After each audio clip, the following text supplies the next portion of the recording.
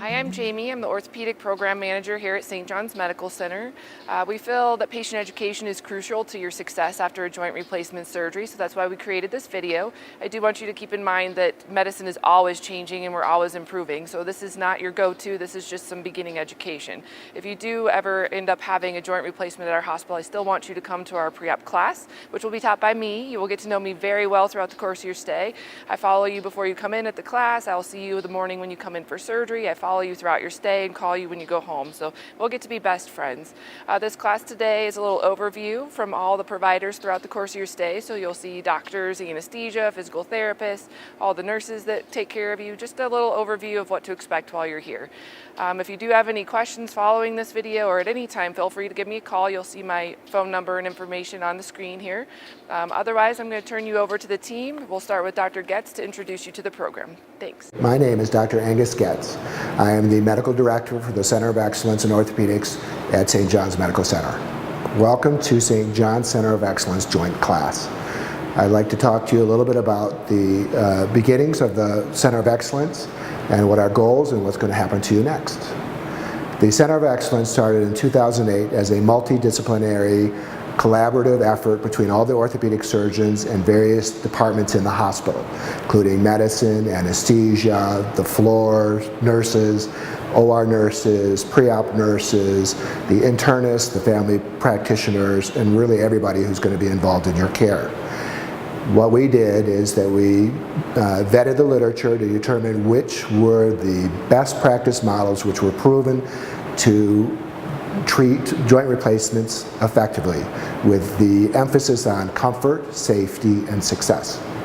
And that became our motto: one mission, many hands, and the hands are all the people that you're going to meet on this video as we go. What we did to determine those things is an exhaustive literature search, which occupied many hundreds, if not thousands of hours. We visited several centers of excellence around the country, including some that were very big, and some that were very small, and some that were our size. And we talked to the surgeons, the nurses, the physical therapists, the anesthesiologists, the OR directors, the physical therapists, the discharge planners, the social workers, really everybody involved in the care to get the ideas, the best ideas available in the country. And then we took them back here and we tailored them to be specific for Jackson Hole and our visitors in terms of joint replacement success. And now I'd like to introduce Mark Domsky, the Chief of Anesthesia.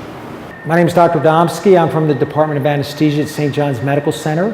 I work along with my partner, Dr. Tomlinson, and I'm here to talk to you a little bit about your anesthetic course at the hospital when you undergo total joint surgery. What we usually do as far as anesthesia is concerned with the hips and the total knees is some sort of regional anesthetic. What has been shown in the last number of years is that regional anesthesia, be it a spinal or an epidural, is associated with far fewer issues than a general anesthetic. One of those issues that has been evaluated by studies is that there's a lower incidence of infection in total joints when a spinal or epidural anesthetic is performed. Furthermore, a second benefit of a spinal anesthetic or epidural is that there's a lower incidence of clot formation in the lower extremities, or deep venous thrombosis. That's been known for years, and probably a similar mechanism that plays a role with the reduced incidence of infection is that these regional anesthetics alter the blood flow at the cellular level so that there's more perfusion, and thus whether you want to consider it more of a washout, but it improves and reduces the incidence of infection and decreases the incidence of clot formation in the lower extremities. Another benefit of the regional anesthetic is it allows us to deliver some medication. Usually we use morphine spinally that gives you profound pain relief. Let's say I had to give you 10 milligrams of morphine intravenously to get you comfortable. You would also be probably very sedated with that. When we deliver that morphine spinally or epidurally, what that does is it actually binds at the pain receptors on the spinal cord itself, and you get much more profound pain relief without any of the sedation that may occur with the intravenous narcotics. So it's just a much nicer way to go. Finally, the agent that we utilize to have you sleeping but breathing on your own during the spinal anesthetic propofol allows you to have a very restful sleep. Most people have no recall of any of the events during surgery, and they wake up just feeling well rested, and it also prevents nausea as well. That's one of the beneficial side effects of the propofol, as well as a regional anesthetic. So there's really very little chance of nausea or vomiting with that agent and with that anesthetic plan. As far as those patients who are having shoulder surgery, most of those require a general anesthetic. Just because of the positioning. Your head is in a cradle. Obviously the shoulder region is very close to the head, and just to keep you comfortable, we usually perform a general anesthetic for that procedure. But along with the shoulder surgery and the general anesthetic, most commonly we perform a nerve block, which markedly reduces the amount of anesthesia that is required during the surgical portion of the procedure.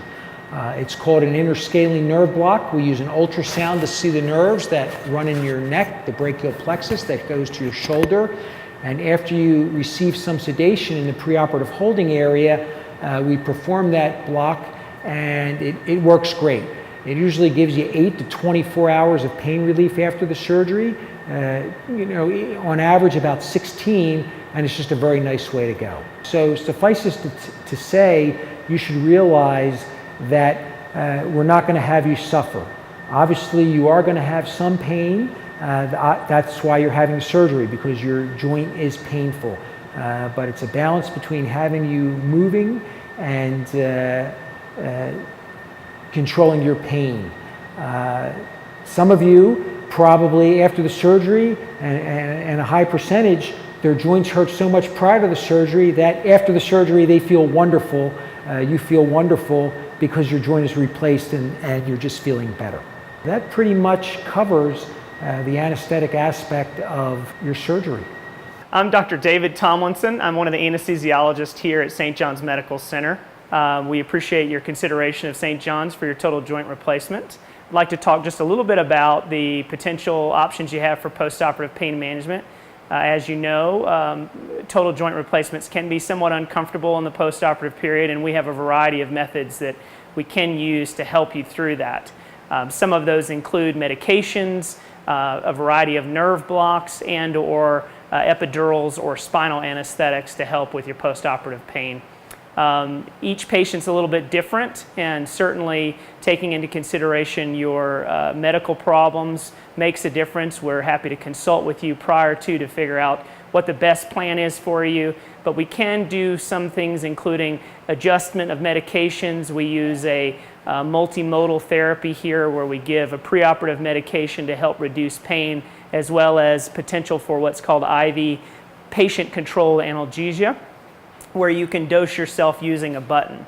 Other options include nerve blocks. Femoral nerve blocks are often employed for the patients who undergo total knee replacements, and those are very good for patients who have intolerances to narcotics or just need added pain control after the surgery is done. Primarily what we do here is spinal anesthetics for your intraoperative portion of the procedure, and we utilize a drug called Duramorph, which is really just a preservative-free morphine that helps for about 10 to 12 hours after the surgery with pain. Nothing is perfect. They all have drawbacks, and we can help work through those with you to maximize your pain control and minimize your risks or complications from those options. Again, thank you for considering St. John's Medical Center for your total joint replacement. We're happy to work with you and your surgeon to move forward with a good plan. If you have questions, please feel free to contact the anesthesia department here at the hospital. Welcome to St. John's Patient and Family Services Department. I'm so excited to talk with you today. My name is Sharon Walls, and I'm a social worker here. And I'd also like to introduce you to Missy Gardner. I'm a social worker here at St. John's Medical Center.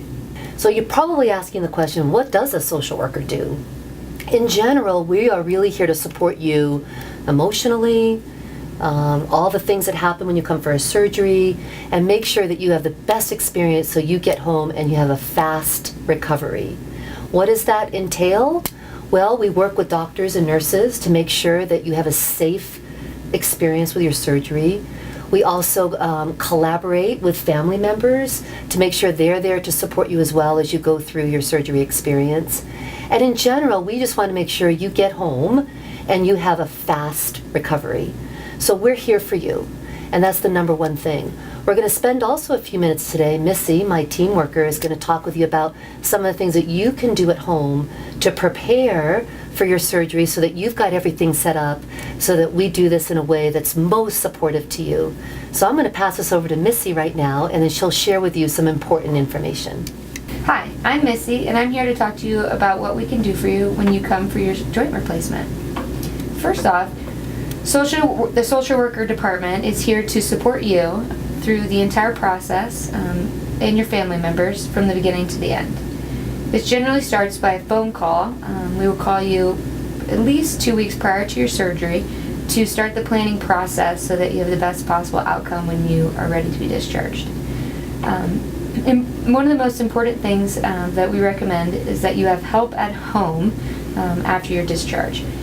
You will need help with many things, including things like grocery shopping, cooking. If you have pets, you need someone else to help take care of them. In addition to that, we will help you get equipment that you will need at home after discharge. Things like shower chairs, raised toilet seats, walkers, and we will set you up with your local senior center to get that equipment. We also set people up with home health, if that's what you desire, and we also can help set you up with your outpatient physical therapy appointments. Lastly, we encourage that everybody calls their insurance company ahead of time so that they can find out what their benefits are specifically for home health and physical therapy so that you have no surprises when the time comes. And it is important that you know that you can call us at any time you need to for any questions, that we're here all the time available for you. So as you can see, Sharon and Missy are here for you. We so look forward to you on your arrival. And now I'm going to hand it over to Jamie and Vicki in our pre-op department. Thanks, Missy and Sharon. My name is Vicki. I am a pre-op nurse, and I am going to go over what I will be doing in the pre-op interview and before surgery during your whole journey. I've been at St. John's for many years, and we have a great program. As far as what I will need to do for this piece of the whole process will be to gather all of your health history. I will need specifics as far as your medications, your doses, the times of the day you take them, why you take them. It's very important for us to know this information just because these are the medications you will be taking when you are in the hospital. I will also be asking you questions such as allergies, if you have any metal allergies, latex, food allergies, anything like that is very important for us to know as well. Another thing I will be asking is your health history. If you've had any recent lab work, if you've had any recent EKGs, who your medical doctor is, what problems you've had with anesthesia, if you've ever had any problems with anesthesia. I will also be asking you if you've ever had a blood transfusion. We will need to do a blood type before your surgery, so we know what type of blood you have, and if you would happen to need a blood transfusion, then we would have the blood available for you. This blood test needs to be done within 21 days of surgery, so if you're unable to get here within that 21 days, we can do it the night before surgery or the morning of surgery. And so we just need to work with that. If you want to do an autologous blood transfusion, which means using your own blood, you will need to contact an office, the Red Cross office, either in Idaho Falls or in Rock Springs. They have offices, and then we will help you make arrangements for that process. There's pros and cons to that. Sometimes with blood transfusions, if you deplete your blood before surgery, then you will need blood after surgery. So we can talk about that more when I talk to you on the pre-op interview. Another thing I will need to know is who your regular medical doctor is, and that is so that if you've had any recent lab tests, if you see a cardiologist, we can get those documents, that information from them, so that we can make sure you're in the best shape possible. Besides drawing blood at your pre-op interview, we will also give you some special soap. Soap packets that we use are in a little container, and we will want you to take showers 3 times before your surgery. That means 2 days before, the day before, and the morning of surgery. And this just makes sure that your skin is as clean and free of bacteria as possible. As far as, we will go over your instructions on that day, when to stop eating and drinking, what medications you can take the morning of surgery, just any questions that you may have come up with, we'll get those answered at that time. And also just to see, make sure that you know what to expect on the day of surgery.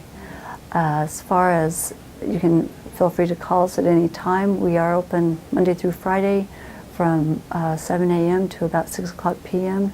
And our phone number is 307-739-7443.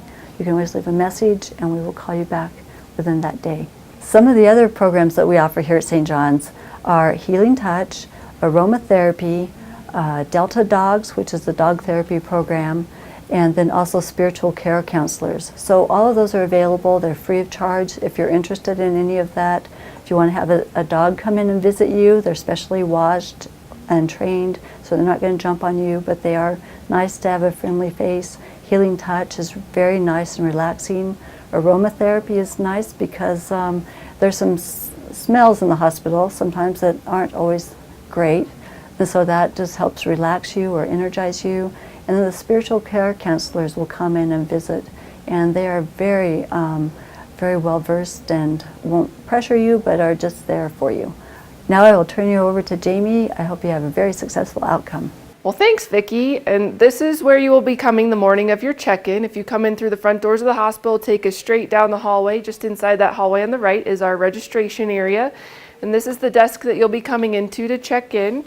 One of our lovely people like Disha here will be here to check you in, have you sign off on your paperwork, make sure we have the right insurance information, and have you sign HIPAA privacy practices. Then she will bring you on back to your room and we'll take you back there. Welcome back to your room. This is one of the areas that we use to get people ready. They're all very similar looking. I'll have a nice motif on the wall. When you come in, we'll have you take off all your clothes and put in the belongings bag, is what you can see here. We'll have you change into a gown. It ties behind your back and you'll look like an official patient. There's some socks to put on. Once you're all changed, we'll have you come over to the scale. We'll weigh you so we have a current accurate weight in kilograms, because that's what they use for anesthesia to dose your medications. After that, we'll have you get tucked in. We'll get you a warm blanket. We'll likely wrap your arm in a nice warm towel to start warming up those veins for an IV start. We'll have a clipboard here with multiple consents on it. One will be the consent for your surgeon, so you'll sign a consent for your surgery. We'll also have a consent for anesthesia, and whoever our anesthesia provider is on that day will come and visit with you, and then we'll have you sign the consent for whatever they decide to do anesthesia-wise. You'll also be signing a consent for blood administration. This does not mean that you will get blood during the course of your stay, but all these surgeries do carry a risk of blood loss, and we like to have a backup in case during the course of your stay we feel like you need to get blood. The doctor will be checking your labs every day to see where your blood levels are and if we need to replace blood, or if you're starting to feel lightheaded and as such. During your pre-op visit with Vicki, she drew your blood and we'll have cross matches available, so the lab will be able to cross match and have blood available that matches directly to your blood type. After your consents are signed, we'll be starting an IV. We do use numbing local medication to numb the site where we're starting the IV. We'll be drawing some initial lab work again the day of surgery. Off that, we want to know what your blood levels are the morning of surgery. Also, if you're a patient that's taking Coumadin, we want to know what your ProTime or INR level is starting out before you receive another dose of Coumadin this evening. After the IV is started, we'll be cleaning again your surgical site. So I'm sure Vicki told you, you do your 3 showers prior to surgery. When you come in, we do another thing to help prevent infection. So we have these little cloths that are covered in that chlorhexidine medication that we scrub your joint with, whether it be your knee or your hip or your knee, and we clean it again before you go back to surgery. Then they'll do their final prep in the OR. You'll also have, there's multiple things here. We have TED hose and SCDs.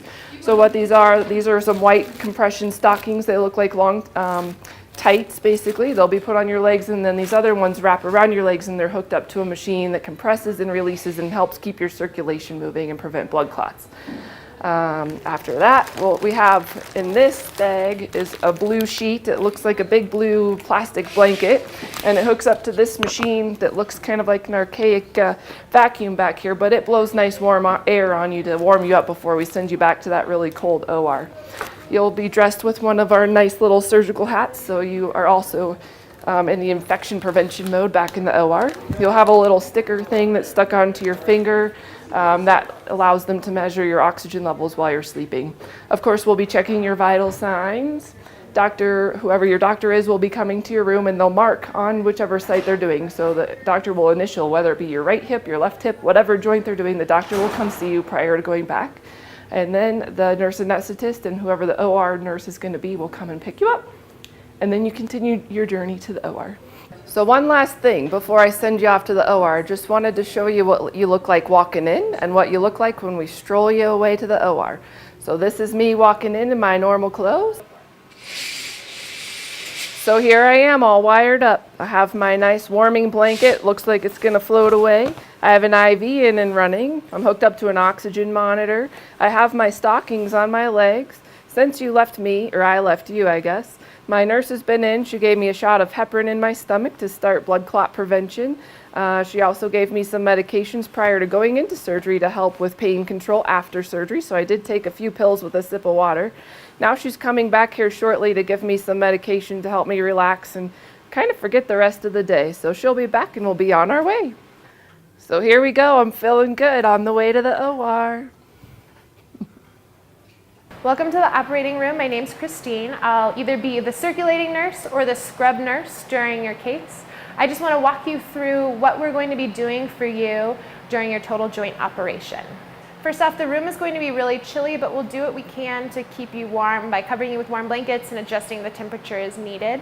Anesthesia will be the first step that you'll take for your joint. They'll position you on the bed, either sitting or side lying, depending upon the provider and their comfort level. You'll arch your back out really far like a mad cat so that you can open up those intervertebral spaces so that they can give you a spinal epidural. And as the anesthesiologist talked to you before, it's one of our preferred methods of anesthesia. When you come in, you'll notice that the doctor and the scrub nurse are wearing hoods.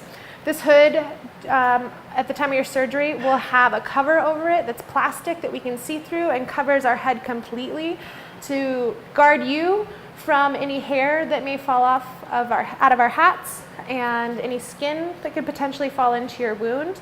And that's to reduce your risk of infection. Another thing that we'll do to reduce your risk of infection is have you take the 2 showers before you come in with chlorhexidine. That helps reduce the microbial count on your skin, which reduces infections. We'll do that one more time as you go to sleep. You'll be on the bed positioned and comfortable, and you won't remember any of this at this point because you'll have had Versed, the drug that makes you forget things, in the preoperative area. And then we'll wash you off twice with this colored version of the soap that you'll wash yourself off with. It just makes sure that we've covered all of the operative area and all of the area that's going to not be draped. Then we'll drape you and begin your surgery.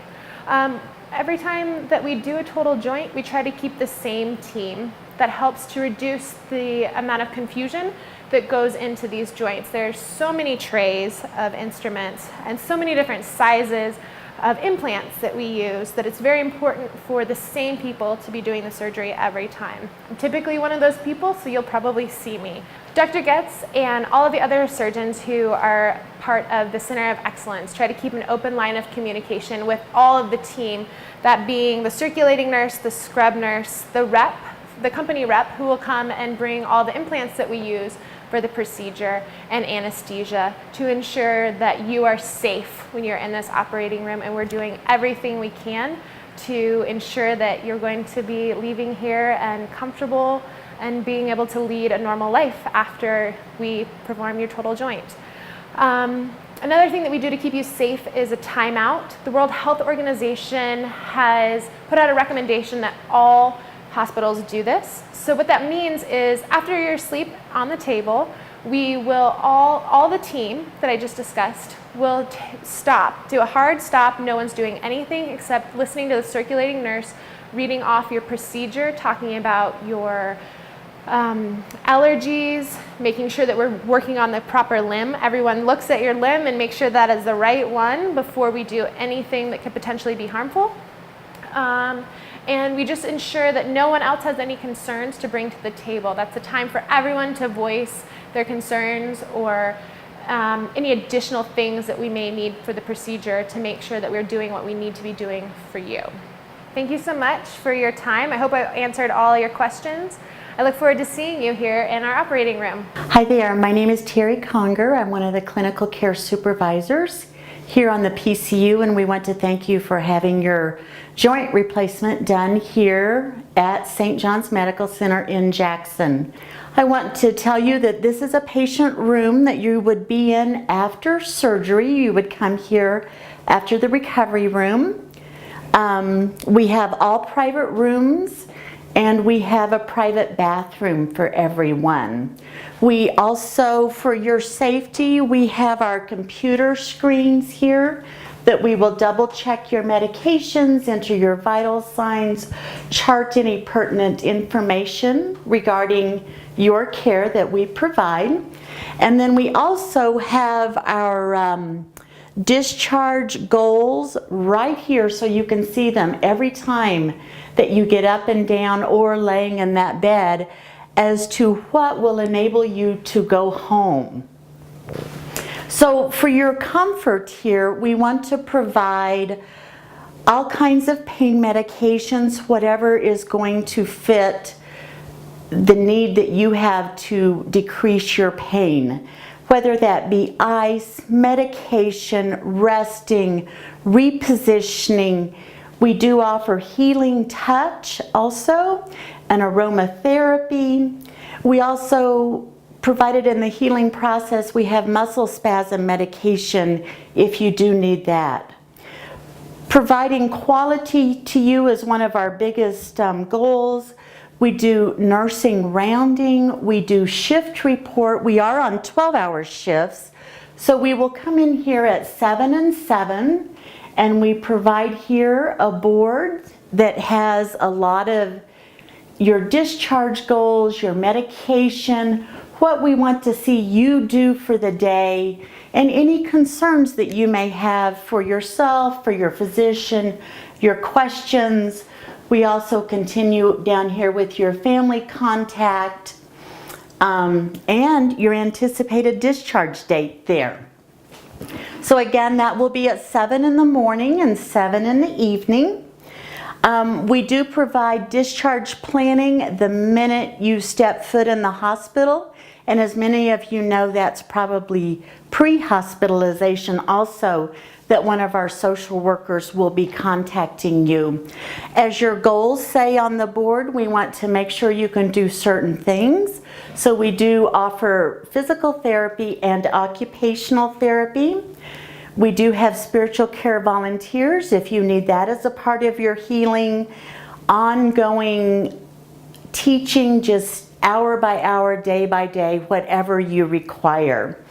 And we also have our pet therapy animals that can come in. If you're a dog lover, that they can come in, sit on the bed with you, or whatever that looks like.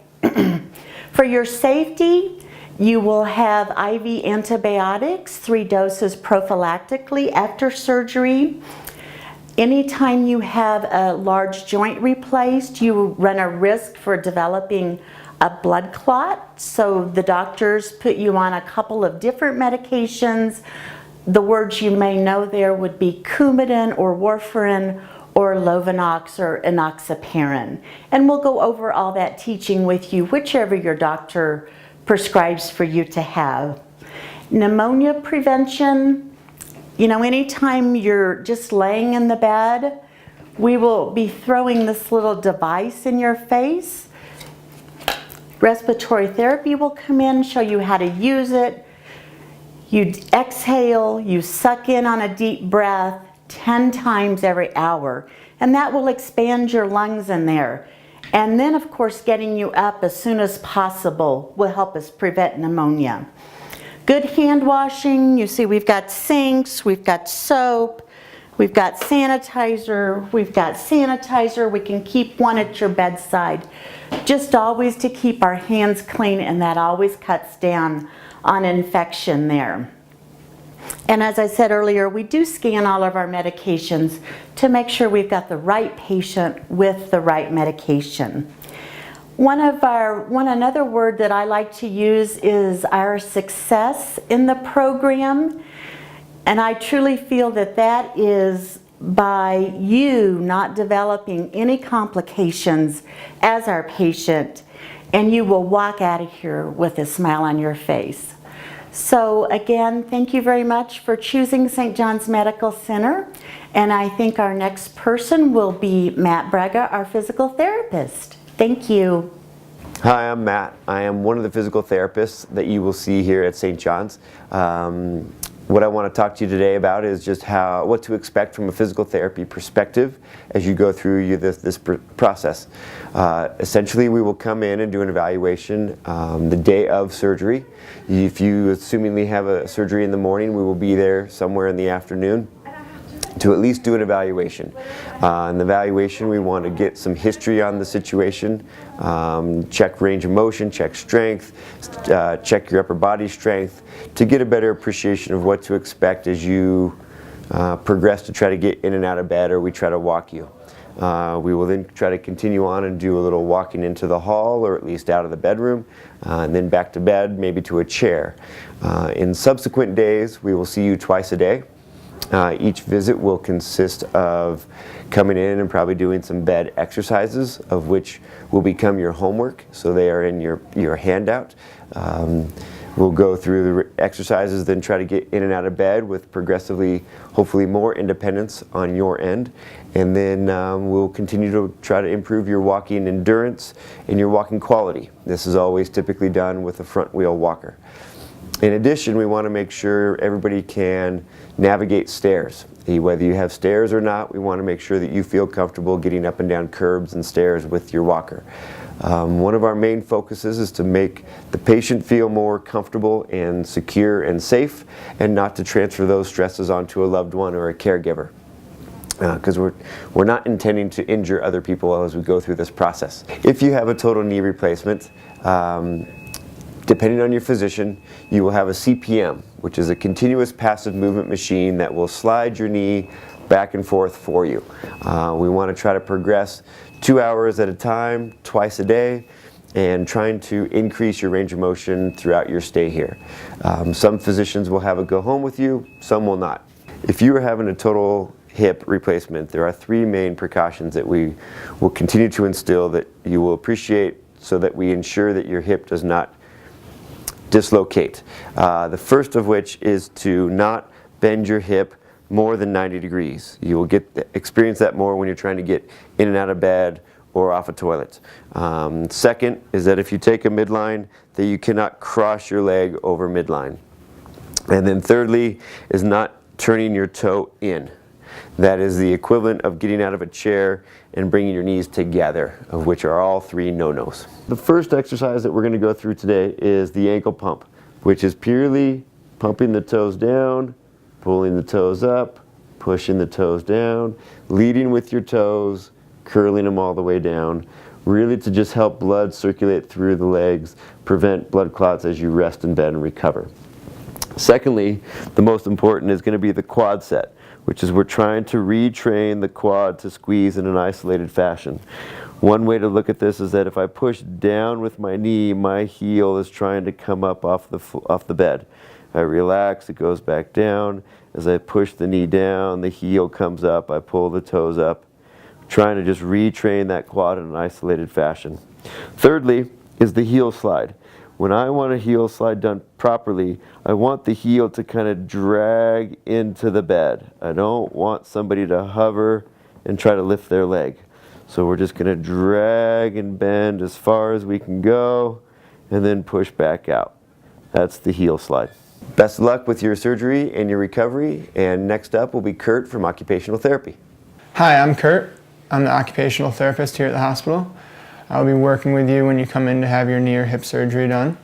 My role as an occupational therapist is to make sure you can be as independent as possible with your day-to-day activities. So things like getting dressed, getting out of bed, getting to and from the bathroom safely, in and out of the shower, making sure you can shower safely, as well as any other activities you need to do on a day-to-day basis. Most of the time that comes down to teaching you different strategies for getting the activities done or providing equipment, which you can see here. Some of the equipment that you might be working with might include a shoehorn, a sock aid, a reacher, or a long-handled sponge.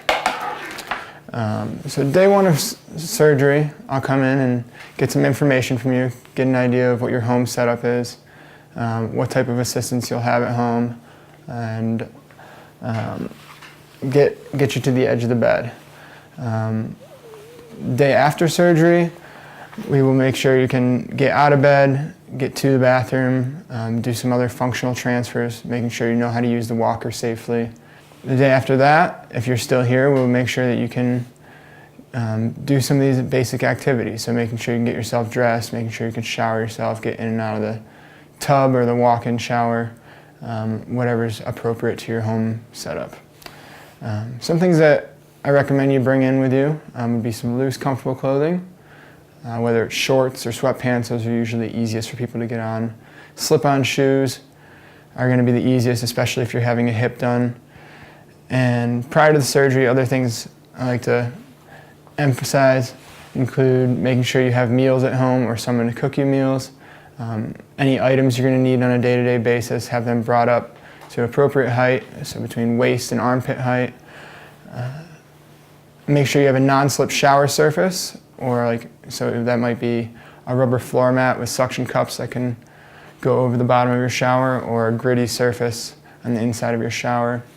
If you're having a hip done, you're most likely going to want either a shower seat if you have a walk-in shower, or a tub bench if you have a tub shower.